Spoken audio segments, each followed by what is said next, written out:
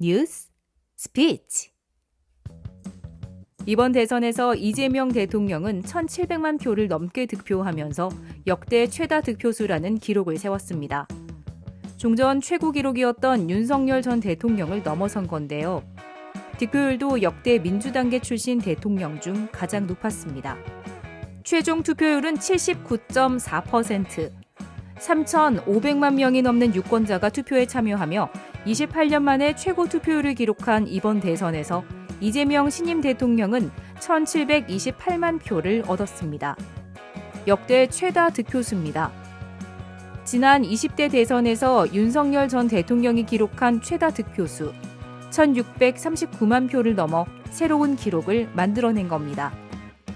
또 이 대통령의 득표율은 49.42%로 역대 최고 득표율인 박근혜 전 대통령의 51.6%를 넘어서지는 못했지만 지난 2002년 노무현 전 대통령의 48.91%를 넘어서면서 민주당 계열 출신 대통령 가운데 가장 높은 득표율을 보였습니다.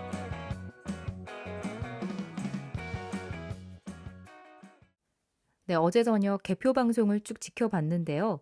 개표 방송은 유독 숫자가 많이 나오죠. 정확하게 숫자를 읽는 방법, 오늘은 개표 방송에서 나왔던 숫자 읽기에 대해 알아보겠습니다. 우리말에는 길게 소리내야 하는 장음이 있습니다. 같은 말이라도 장단음에 따라서 의미가 달라지는데요. 예를 들어 눈을 짧게 발음하면 우리 신체 기관의 눈이 되지만 눈하고 길게 발음하면 하늘에서 내리는 하얀 눈이 됩니다. 마찬가지로 숫자에서도 장음으로 읽어줘야 의미가 더 살아나는 숫자들이 있습니다.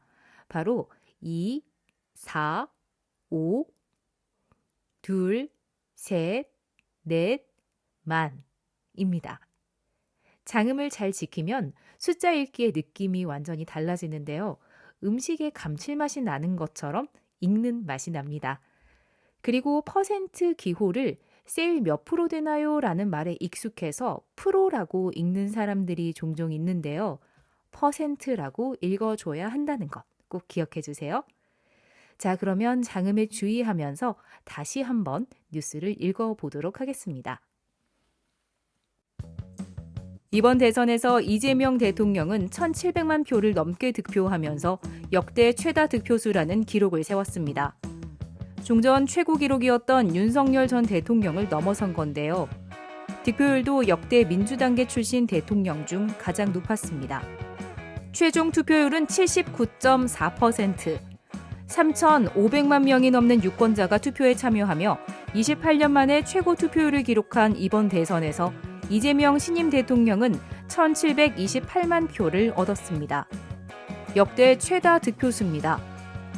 지난 20대 대선에서 윤석열 전 대통령이 기록한 최다 득표수 1,639만 표를 넘어 새로운 기록을 만들어낸 겁니다.